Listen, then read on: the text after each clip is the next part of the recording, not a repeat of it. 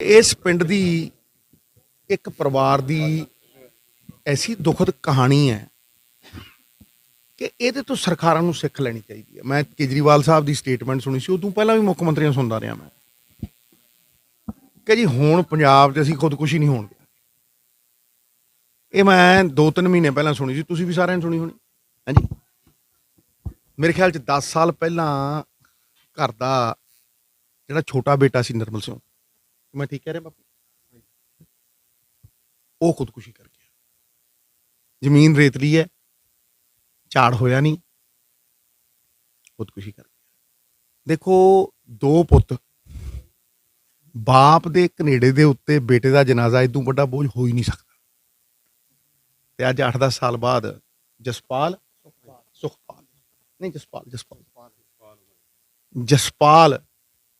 ਵੱਡਾ ਭਰਾ, ਉਹਦਾ 2 ਬੱਚੇ,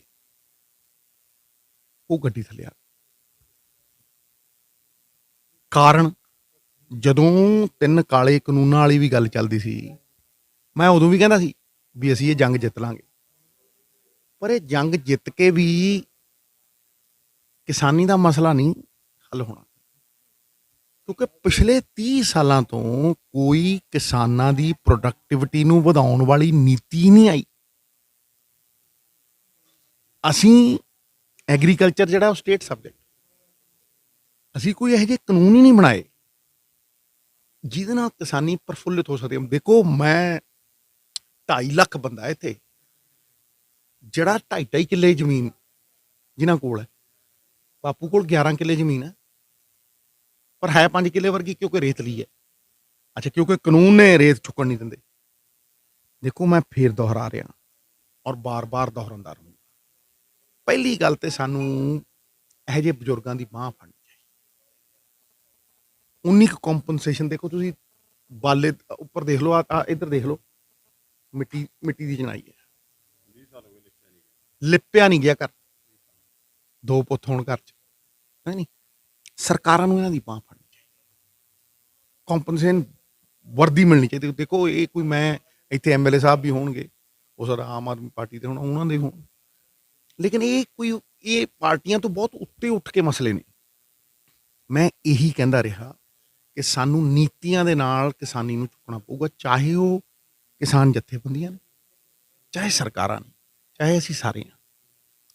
ਸਾਨੂੰ ਨੀਤੀਆਂ ਨਾਲ ਚੁੱਕਣਾ ਪਊ। ਕਾਸਟ ਆਫ ਪ੍ਰੋਬਲਮ ਕੀ ਹੈ? ਲਾਗਤ ਵੱਧ ਰਹੀ, ਉਪਜ ਘਟ ਰਹੀ, ਆਮਦਨ ਘਟ ਰਹੀ। ਸਵਾਮੀਨਾਥਨ ਰਿਪੋਰਟ 'ਚ ਡਬਲ ਕਰ ਦਿਆਂਗੇ, ਅੱਧੀ ਰਹਿ ਗਈ। ਤੁਸੀਂ ਦੇਖੋ, ਸਮਝੋ, ਗੱਲਾਂ ਸਾਰੇ ਕਰਦੇ। ਜਦ ਤੱਕ ਅਸੀਂ ਕਿਸਾਨੀ ਖੜੀ ਨਹੀਂ ਕਰਦੇ, ਪੰਜਾਬ ਦੁਆਰਾ ਉਥਾਨ ਨਹੀਂ ਹੋ ਸਕਦਾ। ਪੰਜਾਬ 60% ਆਬਾਦੀ ਨੂੰ ਜਦ ਤੱਕ ਅਸੀਂ ਅਹਿਮੀਅਤ ਨਹੀਂ ਦਿੰਦੇ, ਇਹ ਨਹੀਂ ਹੋ ਸਕਦਾ। ਚਾਹੇ ਤਾਂ ਤੁਸੀਂ ਮਾਰਕੀਟ ਦੇ ਦਿਓ, ਲਾ ਬਾਰਡਰ ਤੇ ਦੇ ਦਿਓ, ਆ 2000 ਦੀ ਜਿਹੜੀ ਇੱਥੇ ਵਿਕਦੀ ਹੈ, 2000 ਦੀ 4000 ਨੂੰ ਵਿਕੂ। ਜਿਹੜੀ ਕਪਾਹ ਹੈ ਡਬਲ ਹੋ ਜੂ। ਜਾਂ ਤੁਸੀਂ ਦੇ ਦਿਓ ਪੈਟਰੋਲ ਡੀਜ਼ਲ, ਤੁਸੀਂ ਦੇਖੋ 3 ਗੁਣਾ, DAP ਨਕਲੀ ਖਾਦ ਦੁੱਗਣੀ, ਹਾਂਜੀ, ਫਰਟੀਲਾਈਜ਼ਰ ਬੀਜ ਦੁੱਗਣੀਆਂ ਕੀਮਤਾਂ, ਤੇ ਕਿਸਾਨ ਨੂੰ ਕੀ ਮਿਲਦਾ ਦੱਸੋ? 11 ਕਿੱਲੇ ਵਾਲੇ ਇੱਕ ਕਿਸਾਨ ਦੀ ਦੁੱਖ ਭਰੀ ਕਹਾਣੀ ਹੈ ਇਹ, ਕਿ 2 ਪੁੱਤ ਸੀ ਉਹਦੇ, ਦੋਹੇ ਖੁਦਕੁਸ਼ੀ ਕਰ ਗਏ, ਔਰ ਸਰਕਾਰਾਂ ਕਹਿੰਦੀਆਂ ਖੁਦਕੁਸ਼ੀ ਬੰਦ ਕਰ ਦਿਆ। ਕਿੱਥੇ ਨੇ ਕੇਜਰੀਵਾਲ ਸਾਹਿਬ ਹੁਣ? ਇਸੇ ਤਰ੍ਹਾਂ ਪਿਛਲੀ ਵਾਰ ਜੇ ਨੀਤੀਆਂ ਹੋਣ, ਜੇ ਤੁਸੀਂ ਕਿਸਾਨ ਨੂੰ ਸਟੋਰੇਜ ਦਿਓ, ਔਰ ਤੁਸੀਂ ਕਿਸਾਨ ਦੀ ਜਿਹੜੀ MSP ਹੈ ਉਹ ਮਿਨੀਮਮ ਸਪੋਰਟ ਪ੍ਰਾਈਸ ਦੇਣਾ, ਮੈਕਸੀਮਮ ਸਪੋਰਟ ਪ੍ਰਾਈਸ ਕਰੋ, ਸਵਾਮੀਨਾਥਨ ਜਿਵੇਂ ਕਹਿੰਦਾ, ਉਹਦੇ ਨਾਲ ਤੁਸੀਂ ਉਹਨੂੰ ਮਾਰਕੀਟ ਦਿਓ, ਕੋਆਪਰੇਟਿਵ ਦਿਓ, ਉਹਨੂੰ ਸਟੋਰੇਜ ਦਿਓ, ਹਾਂਜੀ, ਨਹਿਰੀ ਪਾਣੀ ਦਿਓ। ਹੁਣ ਤੁਸੀਂ ਦੇਖੋ, ਇਹ ਕਹਿੰਦਾ ਨਹਿਰੀ ਪਾਣੀ ਆਉਂਦਾ ਜੀ ਇੱਥੇ, ਕਹਿੰਦਾ ਸੁਣੋ ਨਾ, ਕਹਿੰਦਾ ਨਹਿਰੀ ਪਾਣੀ, ਮੈਂ ਜਦੋਂ ਛੋਟਾ ਹੁੰਦਾ, ਮੈਂ ਪਹਿਲਾਂ ਵੀ ਕਹਿੰਦਾ, ਟੇਲ ਤੇ ਹੀ ਪਾਣੀ ਜਾਂਦਾ ਹੁੰਦਾ ਸੀ। ਹੁਣ ਇਹਨਾਂ ਦਾ ਖੇਤ ਟੇਲ ਤੇ ਹੈ, ਪਾਣੀ ਨਹੀਂ ਆਉਂਦਾ। ਉਧਰ ਲੋਕੀ ਚੀਕਾਂ ਮਾਰੀ ਜਾਂਦੇ ਵੀ ਫਲਾਣੇ ਨੂੰ ਦੇ ਦਿਓ, ਸੂਬੇ ਨੂੰ ਫਲਾਣੇ ਨੂੰ ਦੇ ਦਿਓ। ਸਾਡੇ ਆਪਦੇ ਕਿਸਾਨ ਦੀ ਤੇਲ ਦੇ ਉੱਤੇ ਪਾਣੀ ਨਹੀਂ ਜਾਂਦਾ ਹੈ ਜੀ। ਜਦ ਤੱਕ ਅਸੀਂ ਉਹ ਨੀਤੀ ਨਹੀਂ ਬਣਾਉਂਦੇ ਜਿਹਦੇ ਨਾਲ ਅਸੀਂ ਕਿਸਾਨ ਦੀ ਉਪਜ ਨੂੰ ਵਧਾ ਸਕੀਏ, ਤਦ ਤੱਕ ਹੋਣਾ। ਡਾਈਵਰਸੀਫਿਕੇਸ਼ਨ ਕਰਨ 'ਚ ਕੀ ਜਾਂਦਾ ਭਾਈ, ਜੋ ਅਸੀਂ ਖਾਂਦੇ ਹਾਂ ਉਗਾਉਂਦੇ ਹਾਂ।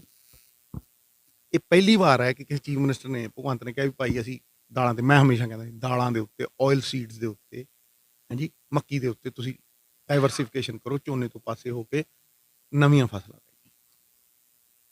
ਕਿਤੇ ਪਹਿਲ ਤੇ ਕਰੋ। ਔਰ ਸਭ ਤੋਂ ਜ਼ਿਆਦਾ ਅਹਿਮੀਅਤ ਇੱਕ ਦੋ ਬੰਦਿਆਂ ਨੂੰ ਨਾ ਦੇਈਏ, ਗਰੀਬ ਨੂੰ ਦੇਈਏ, ਮਜ਼ਲੂਮ ਨੂੰ ਦੇਈਏ, ਜ਼ਰੂਰਤਮੰਦ ਨੂੰ ਦੇਈਏ।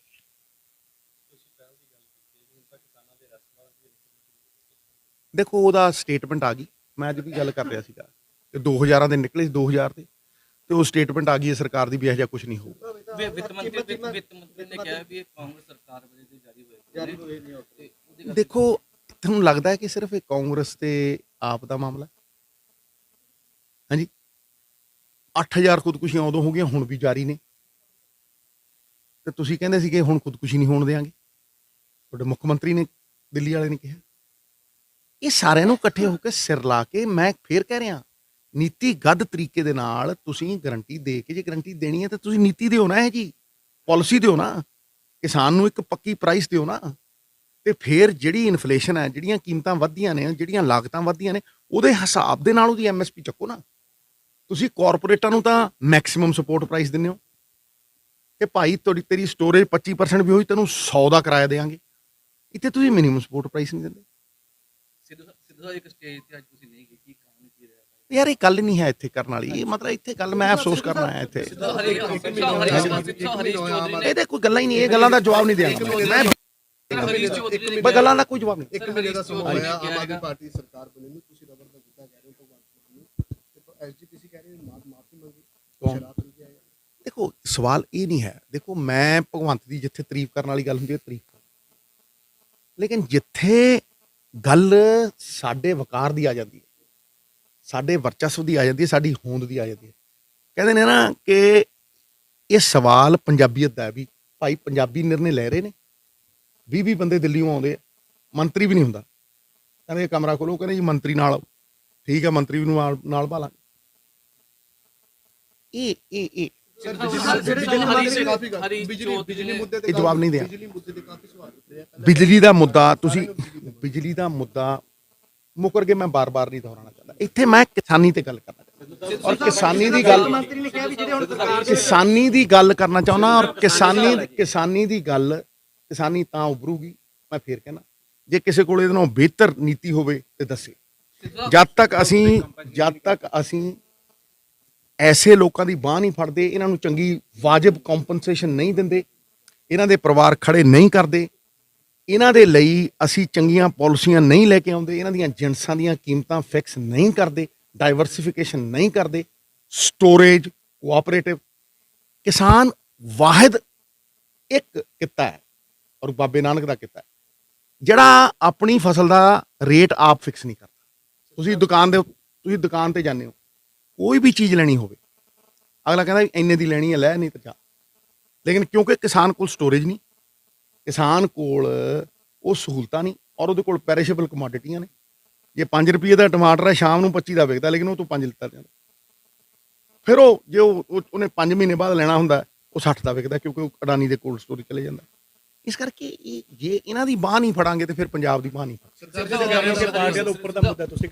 ਮੈਂ ਕਹਿੰਦਾ ਇਹ ਸਾਰੇ ਪੰਜਾਬ ਦਾ ਮੁੱਦਾ, ਸਾਰਿਆਂ ਨੂੰ ਸਿਰ ਜੋੜ ਕੇ ਇਹਨੂੰ ਅਹਿਮੀਅਤ ਦੇਣੀ ਚਾਹੀਦੀ ਹੈ, ਇਹਨੂੰ ਪਹਿਲ ਦੇਣੀ ਚਾਹੀਦੀ ਹੈ, ਔਰ ਐਸੇ ਬਜ਼ੁਰਗਾਂ ਦੀ ਬਾਂਹ ਫੜ ਕੇ ਇਹਨਾਂ ਨੂੰ ਵੱਧ ਤੋਂ ਵੱਧ ਕੰਪਨਸੇਸ਼ਨ ਦੇਣੀ ਚਾਹੀਦੀ।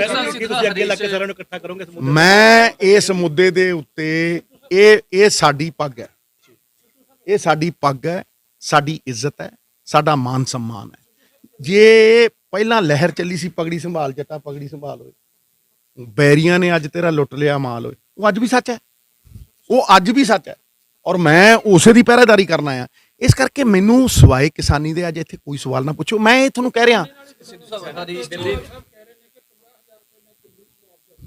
ਹਾਂਜੀ ਜੀ, ਤੁਸੀਂ ਸੁਣੋ, ਮੈਂ ਇਸ ਤੋਂ ਅੱਗੇ ਜਾਣਾ, ਉਹਨਾਂ ਨੇ ਕਿਹਾ 1 ਹੈਕਟਰ ਮੈਂ 50,000 ਰੁਪਏ ਮੁਆਵਜ਼ਾ ਦਿਆਂਗਾ। ਪਹਿਲੇ 6 ਸਾਲ ਨਹੀਂ, ਜਦੋਂ ਪੰਜਾਬ 'ਚ ਇਲੈਕਸ਼ਨ ਸੀ ਉਦੋਂ ਕਿਹਾ। ਠੀਕ ਹੈ ਜੀ। ਉਦੋਂ ਬਾਅਦ ਪੰਜਾਬ ਦੇ ਵਿੱਚ ਇਲੈਕਸ਼ਨ ਹੋ ਗਏ, ਉਹ ਜਿੱਤ ਗਏ। ਫਿਰ ਉਹਨਾਂ ਨੇ ਜੁਲਾਈ 8 ਦਾ ਅਨਾਉਂਸਮੈਂਟ ਕਰਤੀ ਵੀ ਅਸੀਂ ਬਿਜਲੀ ਇੰਨੀ ਫ੍ਰੀ ਕਰਾਂਗੇ, ਕੀਤੀ ਹੈ ਨਹੀਂ। ਤੇ ਉੱਥੇ ਪੋਸਟਰ ਲਾ ਦੇਣਗੇ ਹਿਮਾਚਲ ਪ੍ਰਦੇਸ਼। ਇਹਦਾ ਮਤਲਬ ਤੁਸੀਂ ਲੋਕਾਂ ਦੀ ਜ਼ਿੰਦਗੀ ਬਦਲਣ ਨਹੀਂ ਸੀ ਆਏ, ਤੁਸੀਂ ਸੱਤਾ ਹਾਸਲ ਕਰਨ ਆਏ ਸੀ। ਔਰ ਤੁਸੀਂ ਪੰਜਾਬ ਦੀ ਪਿੱਠ ਦੇ ਉੱਤੇ ਪੱਬ ਰੱਖ ਕੇ ਅੱਜ ਤੁਸੀਂ ਹਿਮਾਚਲ ਪ੍ਰਦੇਸ਼ ਔਰ ਗੁਜਰਾਤ ਜਾਣਾ ਚਾਹੁੰਦੇ ਹੋ। ਸਰ ਦਿੱਲੀ ਦੇ ਵਿੱਚ ਕਿਸਾਨ ਖੁਦਕੁਸ਼ੀ ਕਰਦਾ 1 ਕਰੋੜ ਰੁਪਏ ਦਿੱਤਾ ਜਾਂਦਾ, ਪੰਜਾਬ ਦੇ ਕਿਸਾਨਾਂ ਦੀ ਸਾਰ ਨਹੀਂ। ਨਹੀਂ, ਹੁਣ ਇਹ ਪੱਖਪਾਤ ਕਿਉਂ? ਉਹ ਤਾਂ ਇਹ ਕਹਿੰਦੇ ਸੀ ਮੈਂ ਖੁਦਕੁਸ਼ੀ ਕਰਨ ਹੀ ਨਹੀਂ ਦਊਂਗਾ। ਠੀਕ ਹੈ। ਅੱਜ ਭਗਵੰਤ ਨੇ ਕਿਹਾ ਮੈਂ 1 ਕਰੋੜ ਰੁਪਈਆ ਕਿਸੇ ਵੀ ਪੁਲਿਸ ਵਾਲੇ, ਮੈਂ ਕਹਿੰਦਾ ਬਹੁਤ ਚੰਗੀ ਗੱਲ ਹੈ, ਮੈਂ ਸਰਾਹਨਾ ਸ਼ਲਾਘਾ ਕਰਦਾ ਕਿ ਦੁੱਖ ਮੰਡਾਇਆ। ਲੇਕਿਨ ਐਸੇ ਬਾਪ ਦੇ ਬਾਰੇ ਕੀ ਕਹੋਗੇ ਜਿਹਦੇ ਘਨੇੜਿਆਂ ਦੇ ਉੱਤੇ 2 ਪੁੱਤਾਂ ਦਾ ਜਨਾਜ਼ਾ ਹੈ, 2 ਬੇਟਿਆਂ ਦਾ ਜਨਾਜ਼ਾ, ਤੇ ਕੋਈ ਕੰਪਨਸੇਸ਼ਨ ਨਹੀਂ। ਦੇਖੋ, ਰੂਲ ਜਿਹੜੇ ਨੇ, ਨਿਆਂ ਜਿਹੜਾ ਹੈ, ਉਹ ਹਮੇਸ਼ਾ ਜ਼ਰੂਰਤਮੰਦ ਨੂੰ ਦਿਖਦਾ। ਇਦੋਂ ਵੱਧ ਕੋਈ ਜ਼ਰੂਰਤਮੰਦ ਨਹੀਂ। ਮੈਂ ਫਰਿਆਦ ਕਰਦਾ ਆਪਣੇ ਛੋਟੇ ਭਰਾ ਨੂੰ ਕਿ ਇਹਨਾਂ ਦੀ ਬਾਂਹ ਫੜਨ। ਜੇ ਕੋਈ ਜ਼ਮੀਨ ਹੈ ਰੇਤਲੀ ਹੈ, ਔਰ ਉਸ ਰੇਤਲੀ ਜ਼ਮੀਨ ਨੂੰ ਅਗਰ ਉੱਪਰੋਂ 1.5-2 ਫੁੱਟ ਉਹ ਜ਼ਮੀਨ ਦੇ ਜਿਹੜੇ ਖਰਾਬ ਤੱਤ ਨੇ ਉਹਨਾਂ ਨੂੰ ਰਿਪਲੇਸ ਕਰਕੇ ਉੱਥੇ ਝੋਨਾ ਵੀ ਲਾਇਆ ਜਾ ਸਕਦਾ ਹੈ। ਇਹਦੇ ਬਾਰੇ ਵੀ ਪਾਲਿਸੀ ਸਾਹਿਬ ਇੱਕ ਹਰੀਸ਼